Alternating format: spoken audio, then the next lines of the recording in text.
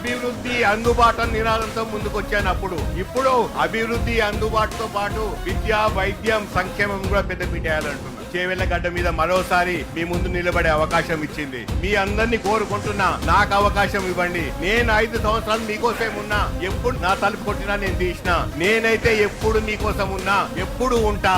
Jai Congress.